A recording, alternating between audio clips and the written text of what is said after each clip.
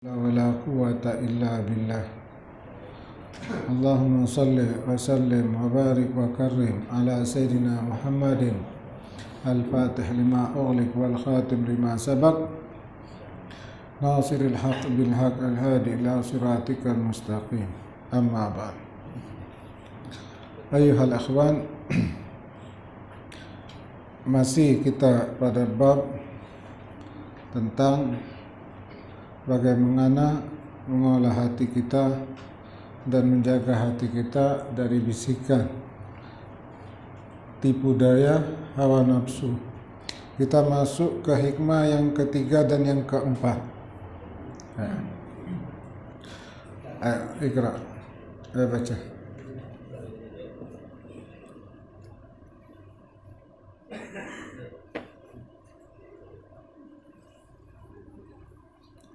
Bismillahirrahmanirrahim. Aslu kulli ma'siyatin wa ghaflatin wa syahwatin ridha 'anil nafsi, wa aslu kulli ta'atin wa yaqazatin wa iffatin adamul ridha minka anha. Maka segala maksiat, kelalaian dan syahwat atau keinginan buruk adalah sikap puas terhadap keadaan diri sendiri. Pangkal segala ketaatan, kesadaran dan iffah atau menjaga kehormatan diri adalah sikap tidak puas dengan keadaan diri sendiri. Setelah yang kedua,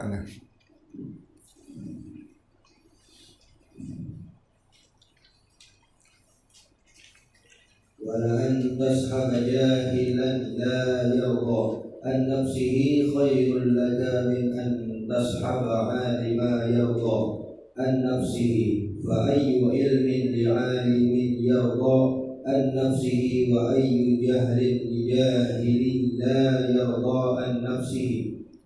Berteman dengan orang bodoh yang tidak puas dengan keadaan dirinya lebih baik bagimu daripada berteman dengan orang yang berilmu yang puas dengan keadaan dirinya. Di mana letak berilmunya orang yang berilmu yang puas dengan dirinya itu, di mana pula letak bodohnya orang yang bodoh yang tidak puas dengan dirinya itu. Bismillahirrahmanirrahim. Qala al-Imam Ahmad ibn Athaillah Sakandari rahimahullah wa nafa'ana bi'ulumihi wa asrarih. Berkata Imam Ahmad ibn Athaillah Sakandari rahimahullah, aslu kulli ma'siyah, asal atau sumber tiap-tiap maksiat, wa ghaflah, kelalaian, wa syahwatin, dan keinginan-keinginan jahat, yaitu syahwat, sumbernya dari mana? Yaitu ridha terhadap diri kita, senang dengan diri kita. Maksudnya ridha dengan diri itu apa? Kita merasa puas dengan diri kita, kita merasa kita ini baik, kita merasa kita ini orang yang saleh, orang yang banyak beramalnya, kita puas dengan diri kita. Nah, itu sumber dari kemaksiatan. Ketika kita merasa diri kita baik, nah itulah sumber dari malapetaka. Jelas. Kita mengatakan diri kita baik, nah itulah sumbernya. Sumber dari tiap kemaksiatan, kelalaian, keinginan jahat, sumbernya adalah ridha dengan diri. Ridha dengan diri, yaitu puas dengan diri kita. Kita merasa diri kita tidak ada salah, kita merasa diri kita baik, kita merasa diri kita bersih. Inilah sumbernya kemaksiatan.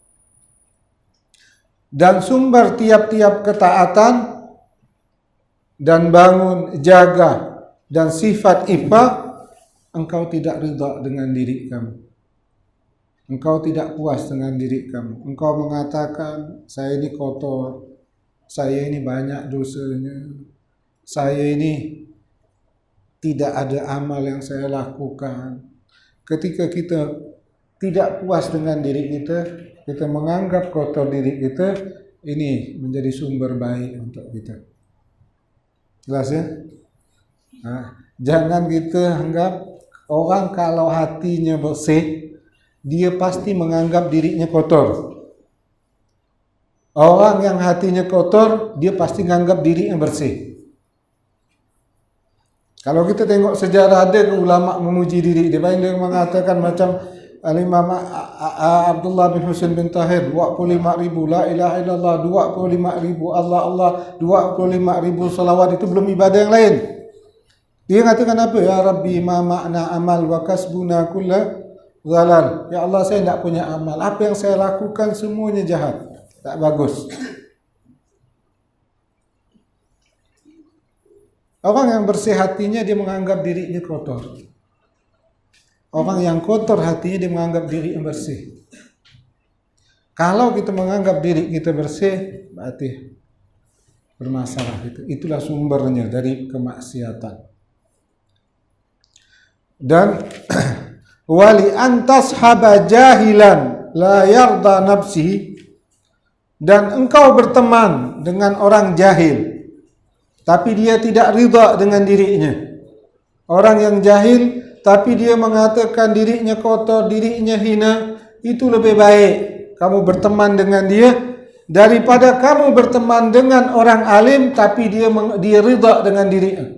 Dia menganggap dirinya bagus, dia menganggap dirinya bersih. Jadi andaikan ada orang alim, kemudian ada orang jahil. Orang jahil ini dia tidak membanggakan dirinya. Berteman dengan orang jahil ini lebih baik. Kalau ada orang alim, dia menganggap dirinya bagus, dia menganggap dirinya baik, maka berteman dengan orang jahil ini lebih baik daripada berteman dengan dia.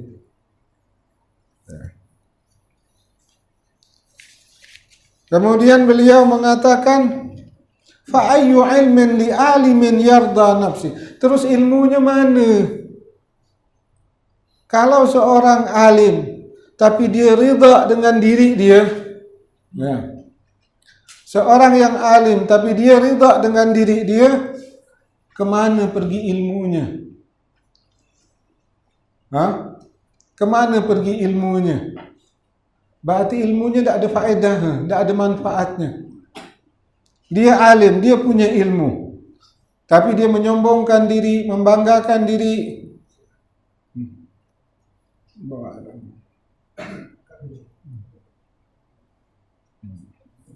Antara entah terlalu banyak.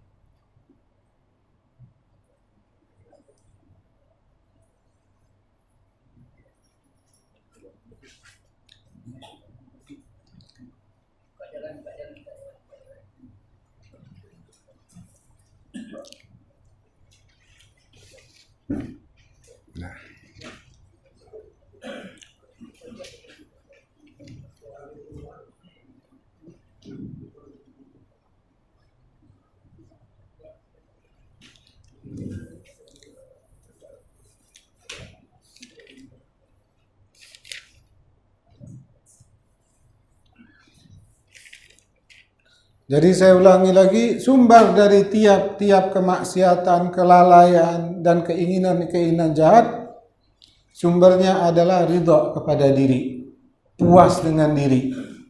Dan sumber dari taat, jaga, tidak lalai serta ifah, yaitu dia tidak ridha dengan dirinya. Dan berteman dengan orang jahil, tetapi dia tidak ridha dengan diri dia, itu lebih baik daripada berteman dengan seorang yang alim, dia ridha dengan diri dia. Dan apa gunanya ilmu bagi seorang yang alim, yang ridha terhadap diri dia? Kemana perginya ilmunya? Yang artinya ilmunya tidak bermanfaat.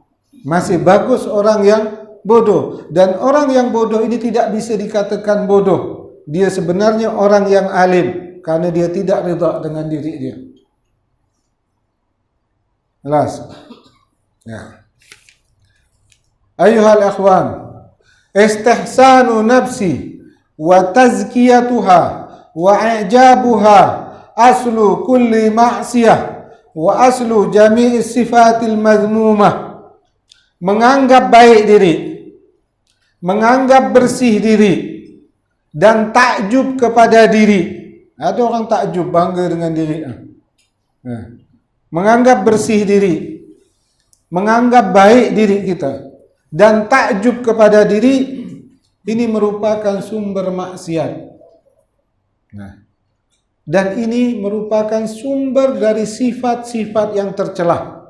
Kita hari ini kan bahas bab sifat-sifat tercela. Sumbernya ketika kamu menganggap diri kamu baik, ketika kamu menganggap diri kamu bersih, ketika kamu takjub dengan diri kamu, inilah sumbernya.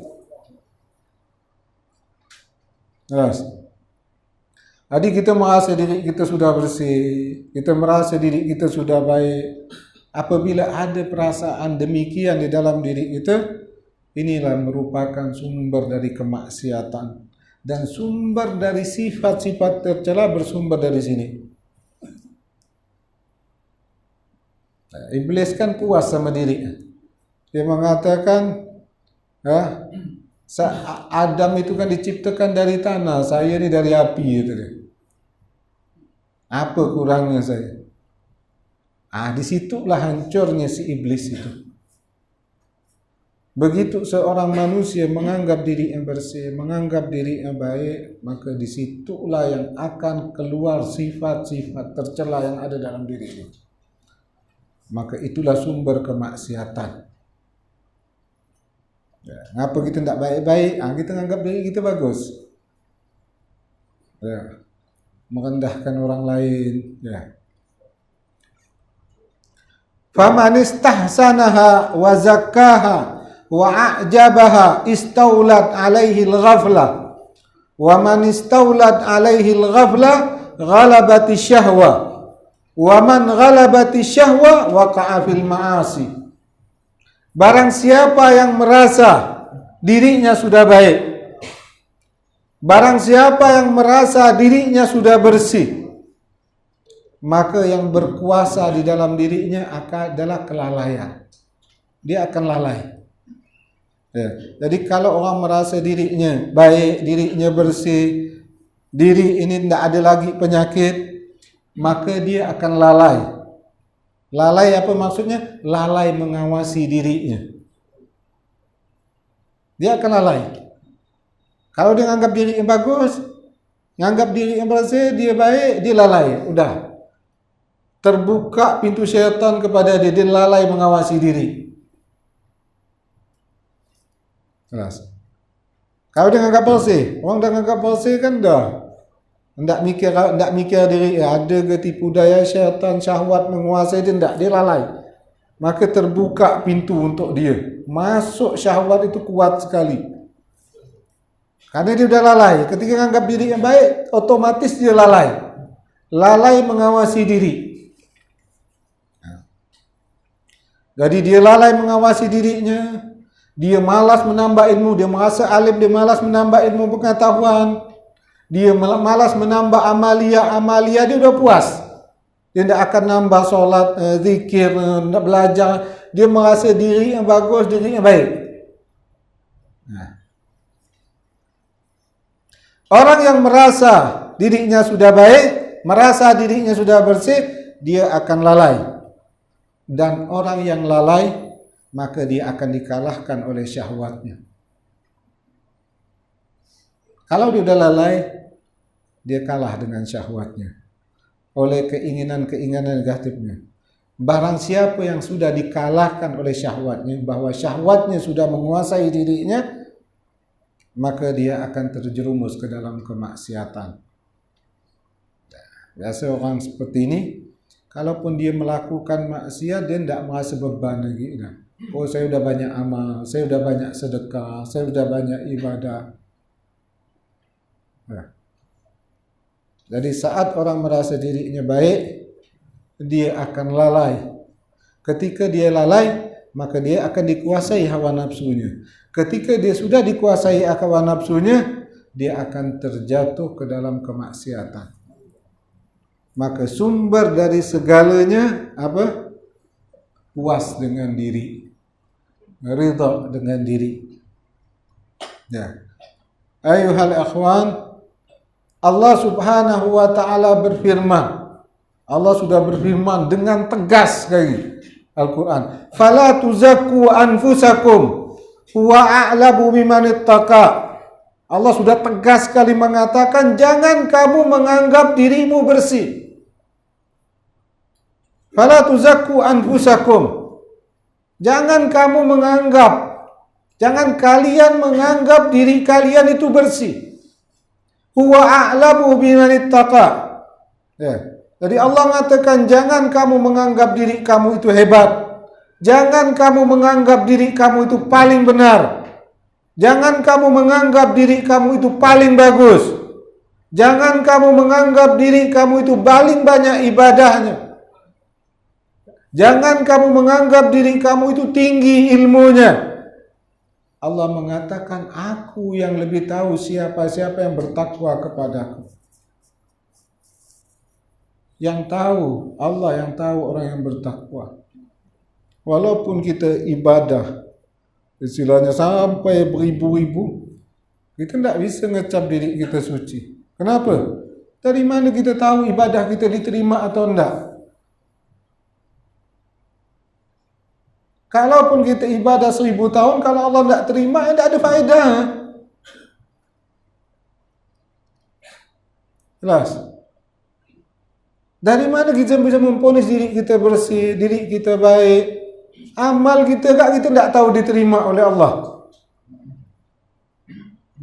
Allah memang menyembunyikan gabulnya amal agar kamu tidak sombong dengan amal itu. Tak bisa kita nganggarkan bahwa saya banyak solat, banyak puasa, banyak berzakat. Kita tak tahu diterima tidak amal kita. Kau tak tahu, bagaimana kita bisa memponisnya? Sedangkan nilainya seseorang itu kalau amalnya diterima. Amal ada kalanya sah tapi tidak diterima oleh Allah. Dari mana kita bisa menganggap diri kita bersih? Maka Allah katakan, wala tuzakku anfusakum. Jangan kalian menganggap diri kalian itu bersih. Huwa a'lamu biman ittaqa. Allah yang tahu siapa orang yang bertakwa kepadanya. Alas ayyuhal ikhwan. Jadi kita memuji diri kita. Kalau kita memuji diri kita, berarti kita menganggap diri kita baik. Ini kan paling hobi ceritakan diri dia. Di mana tempat dia ceritakan diri dia. 10 tempat dia duduk, 10 tempat ceritakan diri dia. Sampai orang risau dah dengar. Ceritakan. Orang yang memuji diri dia berarti menganggap diri dia baik. Tahan mulut kita. Terus saya ceritakan diri kita yang betul. Kalau kita memuji diri kita berarti menganggap diri kita baik kan? Nah, di sinilah sumbernya. Jelas. Maka makin tua biasa orang kalau ada kebiasaan memuji diri dia, di mana tempat dia cerita. Maka kita banyakkan zikir agar tidak ceritakan diri kita. Sekali kita sudah ceritakan diri kita nyaman, manis barang tu. Pergi tempat lain cerita itu lagi, pergi tempat lain cerita itu lagi. Orang tengok muka dia sudah risau dah.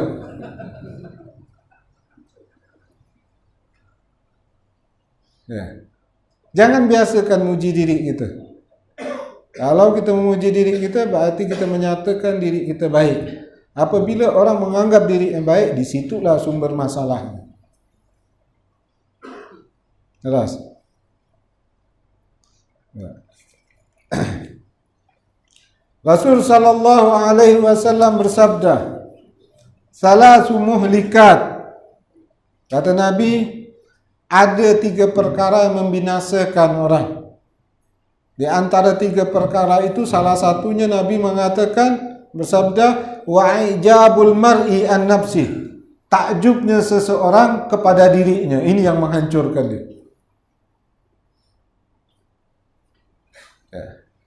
Takjub sama diri. Dianggap diri yang dah luar biasa. Maka tahan mulut kita untuk memuji diri kita. Kalaupun tengok kita itu baik, tahan tak di hati, jangan dikeluarkan.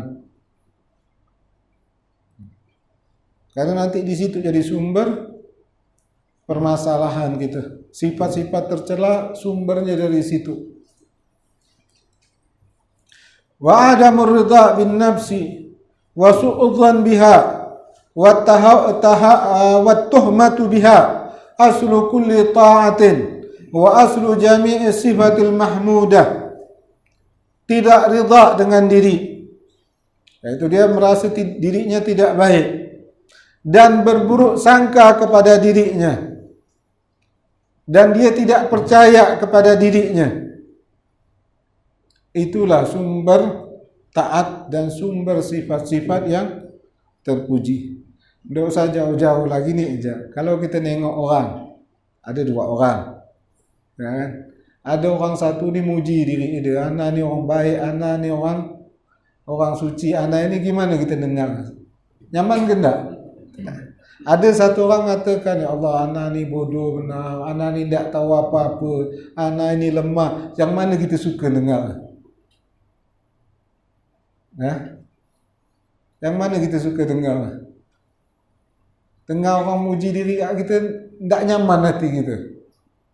Nengok orang rendah diri, kita suka benar tengok dia, tapi kita sendiri melakukannya. Orang muji diri orang, kita ngamuk, tapi kita muji diri kita, kan? Jelas. Jadi kalau kita merasa kotor, kalau kita merasa banyak penyakit, kalau kita merasa diri kita ini hina, inilah sumber dari kebaikan dan sumber dari sifat-sifat yang terpuji. Dan kalau kita tengok orang mengatakan diri dia rendah, diri ini bagus enggak? Bagus. Maka di situlah dari sumber sifat-sifat terpuji. Ya.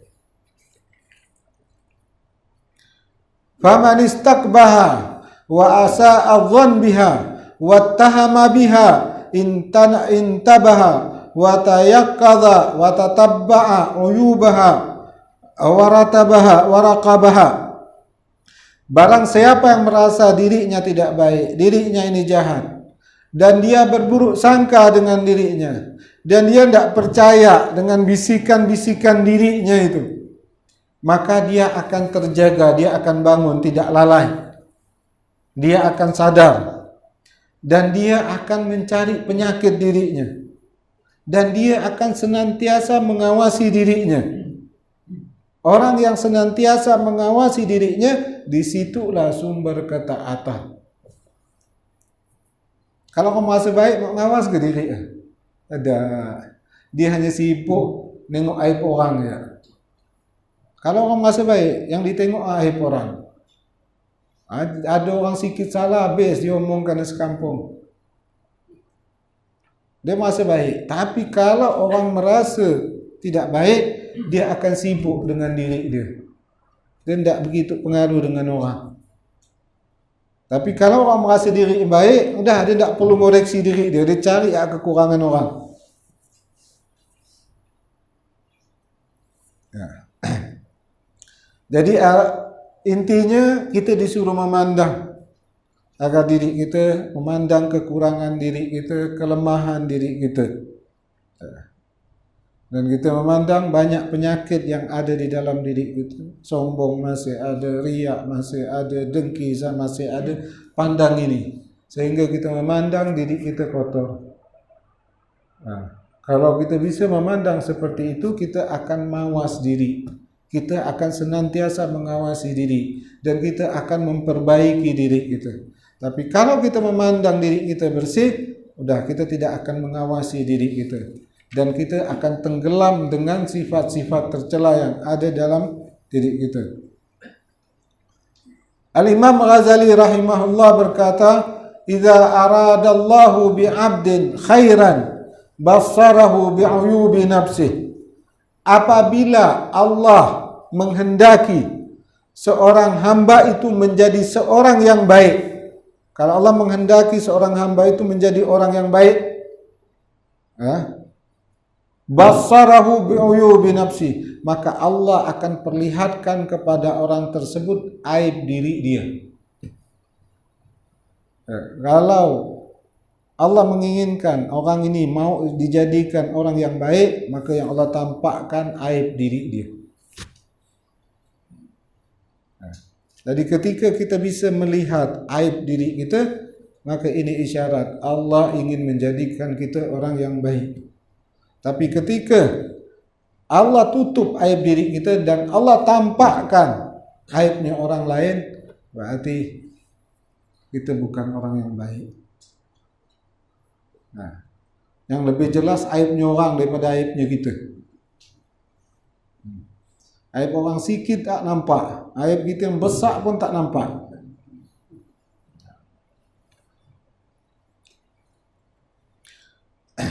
Penyakit diri itu banyak sekali. Di antaranya seperti tulul amal. Tulul amal ini tulul amal ni seperti kita merasa kita ni hidup masih lama.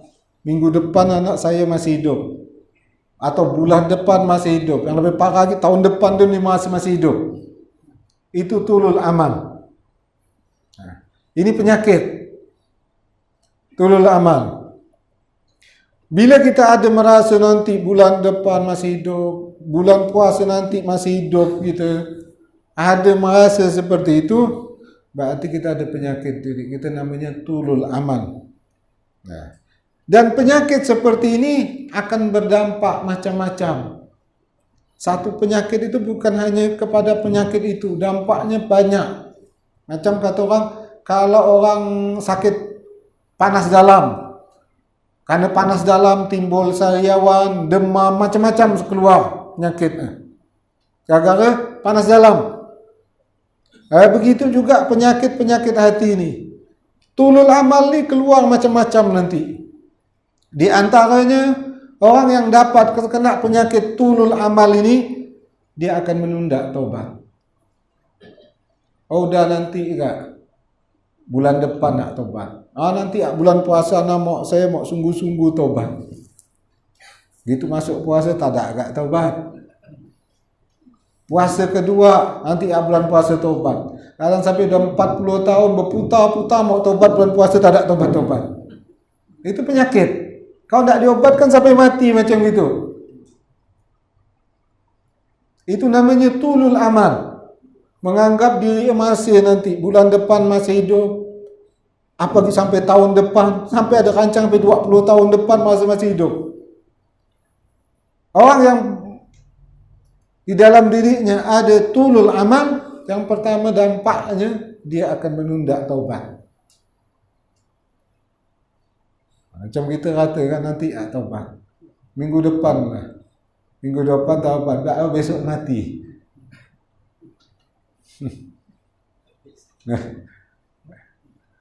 Kadang bertahun-tahun kita ni. Nanti bulan puasa mau betul-betul ibadah. Habis puasa rosak lagi. Tahun depan nanti bulan puasa depan ibadah. Orang yang tulul amal seperti itu. Nanti masuk waktu tu nanti lagi lah. Masuk lagi nanti lah. Kecuali dia mengobatinya. Ya. Yang pertama dia akan menunda taubat. Kemudian yang kedua, dia akan menunda amal saleh.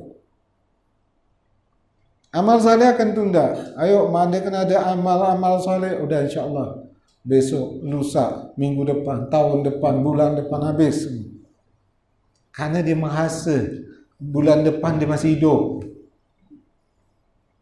Karena dia merasa tahun depan dia masih hidup. Minggu depan dia masih hidup. Nanti lah. Mau solat duha nanti lah. Minggu depan lah. Dia merasa masih hidup.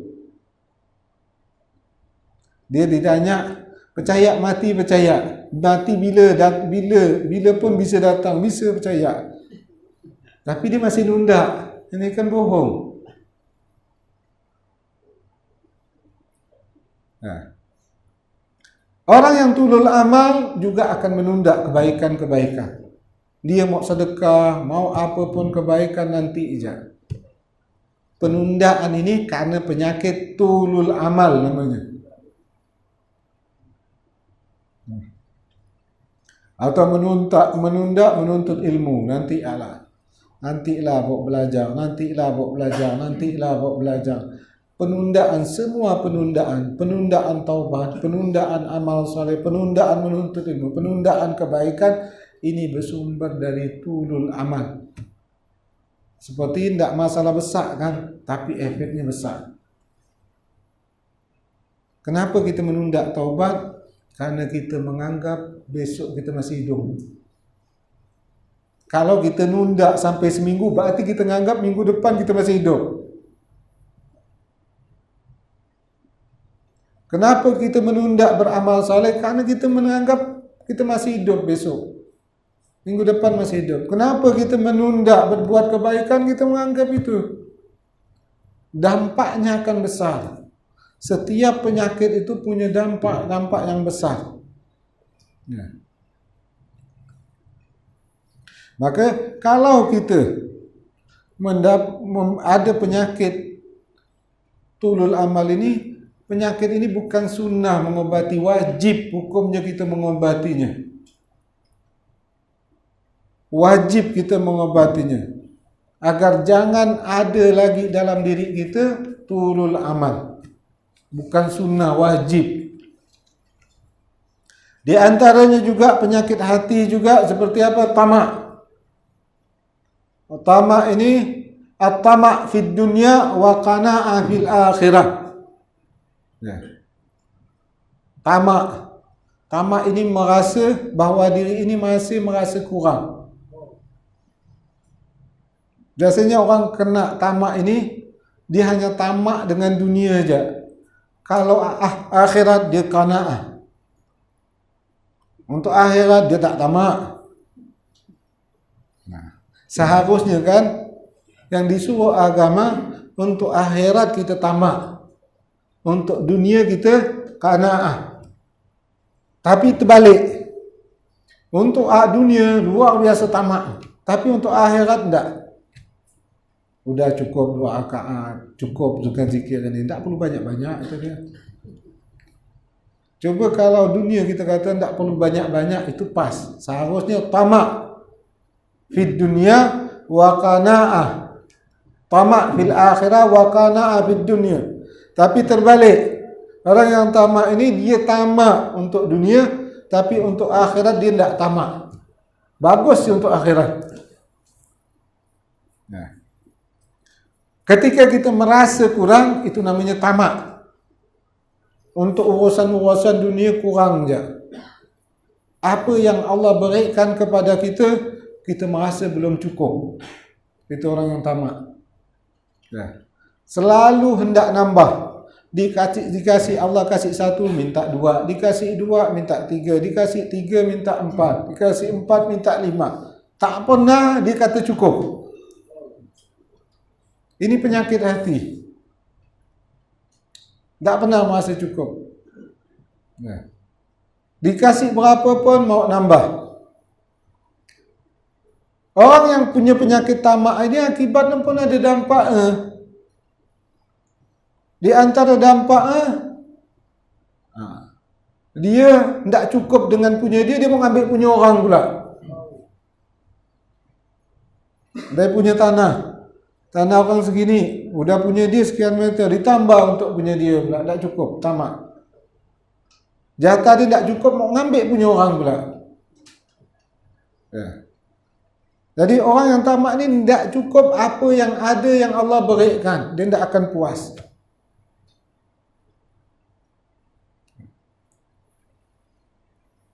Kemudian orang yang tamak ini, dia akan mengejar apa yang dicarinya. Walaupun dengan cara yang haram dia akan lakukan.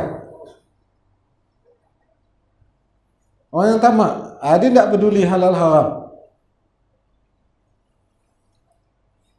Halal haram dia tidak akan peduli. Orang yang tamak dia akan mencari apa yang dia inginkan dengan cara apapun. Itu dampak dari tamak. Sehingga haram dihantam. Dan orang yang tamak pun otomatis dia akan kikir untuk kebaikan. Nah, jadi itu penyakit-penyakitnya. Setiap penyakit punya dampak-dampak yang sangat banyak sekali. Bukan hanya terhenti di situ saja. Akibat melebar. Ya. Dan penyakit-penyakit ini, selagi masih kita hidup di dunia ini, tidak kelihatan, tidak terasa. Tidak terasa. Begitu kita mati, ini baru terasa penyakit. Ada yang dalam kubur ular, kalau jengking, itu sakit benar-benar. Ngapa orang tak mengobati penyakit ini? Tak ada rasa. Tapi gitu demam sikit pergi ke dokter kerana terasa sakit tu. Penyakit zahir terasa di dunia itu. Sakit gigi nanti ke dokter. Dengan rasa sakit kita pergi dokter, saya suruh nanti kalau sakit gigi pergi, tak perlu. Dia sakit dia pergi sendiri. Dia tak tahan dah. Karena ada terasanya dia pergi. Tapi penyakit zahir ini gitu mati hilang. Ente punya gagal ginjal, kanker, gitu mati selesai penyakit ni. Tapi penyakit-penyakit hati ini memang waktu di dunia tidak terasa. Tapi begitu mati, mulai penyakit itu. Sakitnya saat kita mati di kubur itu sakitnya buat terasa. Ya, jelas. Penyakit zahir tak perlu disuruh. Sakit dia pergi. Maka orang tidak peduli dengan penyakit-penyakit batin ini karena tidak ada terasa, tidak terlihat. Tidak terlihat. Memang tidak ada rasa. Kalau ada rasa di dunia gitu, riak sakit terasa, tak ada orang mau buat riak. Gitu sombong, tak ada orang mau buat sombong kalau terasa. Ya kan? Karena tidak ada rasa. Tapi memang penyakit itu dimulai sakitnya nanti saat kita mati. Masuk kubur baru terasa sakit riak, sakit sombong, sakit iri, sakit dengki, terasa sakit waktu di kubur nanti. Penyakit zahir, sakit memang sekarang gitu, mati selesai, tak ada sakit lagi. Tak sampai kubur pun masih kena kanker, tak ada.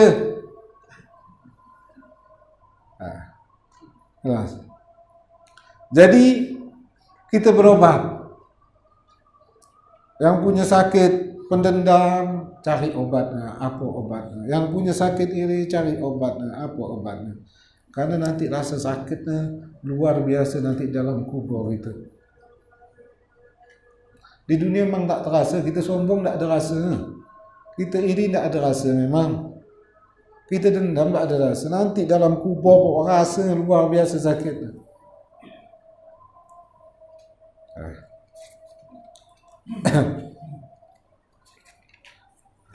Qala Abu Habs radhiyallahu anhum mundu 40 sana i'tiqadi fi nafsi anna Allah yanzuru ilayya nadhara sukhti. Abu Habs mengatakan sejak 40 tahun aku ini berkeyakinan di dalam diriku bahwa Allah murka kepadaku. 40 tahun. Selama 40 tahun ini saya merasa Allah murka kepadaku. Maksudnya apa? Dia memandang dirinya kotor, memandang dirinya tidak banyak dosanya, memandang dirinya banyak kesalahannya. Ya, kan kalau orang merasa dirinya bersih, udah gampang. Dia memandang Allah Maha Pengasih saja. Ya. Maka semakin baik hati seseorang, semakin mandang diri dia kotor. Semakin kotor hati seseorang, semakin dia memandang dirinya bersih. Ya. Kalau kita memandang diri kita bersih, berarti hati kita kotor. Ya.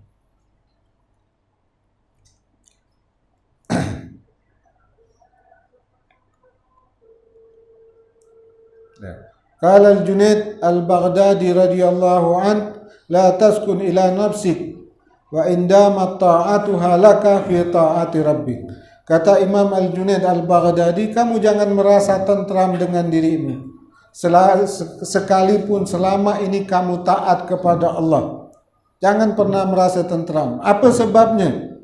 Apa sebabnya yang dimaksud oleh Imam Junaid Al-Baghdadi jangan kamu merasa tentram? Karena suatu hari bisa saja kamu berubah menjadi orang jahat. Jadi tetap kamu waspada dengan diri kamu. Walaupun kamu banyak ketaatan, jangan kamu merasa diri kamu baik, tetaplah kamu merasa diri kamu kotor. Karena suatu saat bisa saja berubah. Wa man nadhara ilaiha bi istihsani syai' minha faqad ahlaka. Ya. Barang siapa yang memandang kepada dirinya dengan menganggap baik sesuatu pada dirinya, maka itu akan mencelakakan dia. Kan? Jadi kita macam kita ni sekarang nuntut ilmu, berarti kita merasa diri kita tidak baik. Kalau kita merasa diri kita bagus, untuk apa duduk nuntut ilmu? Jelas. Kalau kita merasa diri kita bagus, apa kita untuk belajar? Pekap rumah aja. Dengan kita hadir di majlis, itu menunjukkan bahawa kita ni diri kita kotor.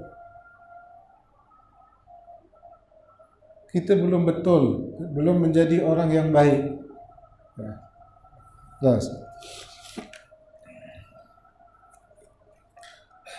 Fasuhbatu man lam yarda bi nafsihi walau kana jahilan khairun laka wa anfa min suhbati man yarda bi nafsihi walau kana aliman. Bersahabat, berteman orang yang menganggap dirinya kotor. Bersahabat, berteman dengan orang yang menganggap dirinya jahat. Ya, kita bersahabat dengan orang yang menganggap dirinya banyak penyakitnya, menganggap dirinya tidak baik. Kita bersahabat dengan dia, walaupun orang jahil itu lebih baik daripada kita bersahabat, berteman dengan orang yang merasa dirinya baik, merasa dirinya terpuji, walaupun dia seorang yang alim. Walaupun dia seorang yang alim. Lebih baik kita teman sama orang yang tidak berilmu, jahil, tapi senantiasa dia menganggap dirinya lemah, hina, kotor. Itu lebih baik kita berteman daripada kita berteman dengan orang yang alim tapi menganggap dirinya bersih. Karena ada orang alim, ya.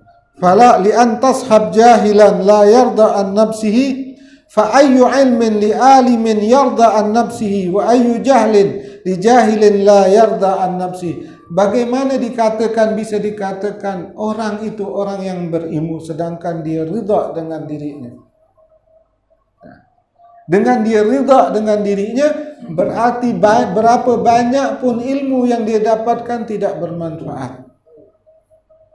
Dan tidak bisa dikatakan orang yang jahil ini, yang tidak ridha dengan dirinya, dikatakan orang yang tidak berilmu. Dengan dia tidak ridha dengan diri dia, dia adalah orang yang alim. Jelas ayuhal ikhwan. Jadi kesimpulannya, hendaknya kita mencari penyakit-penyakit rohani kita. Apa yang ada, kita cari dalam diri kita, kelemahan kita. Mungkin tamak, sombong, iri, dengki, ini kita arahkan. Kalau kita bisa memandang itu, kita tidak akan memandang diri kita baik. Kita tidak akan memandang diri kita bersih. Kalau kita sudah menganggap diri kita tidak bersih, maka kita akan waspada, dan inilah pintu ketaatan. Tapi kalau kita tidak memandang kesombongan yang ada di dalam diri kita, riak yang ada di dalam diri kita, dendam yang ada di dalam diri kita, tidak akan pandang, kita tidak memperhatikan itu, kita akan menganggap diri kita baik. Apabila kita menganggap diri kita baik, maka kita tidak akan waspada dengan diri kita. Saat kita tidak waspada dengan diri kita, maka hawa nafsu yang akan menguasai kita. Saat hawa nafsu menguasai kita, maka kita akan terjerumus ke dalam kemaksiatan. Ya. Jelas ayuhal ikhwan. Ya, cukup. Subhanakallahumma bihamdika asyhadu an la ilaha illa anta astaghfiruka wa atubu ilaik.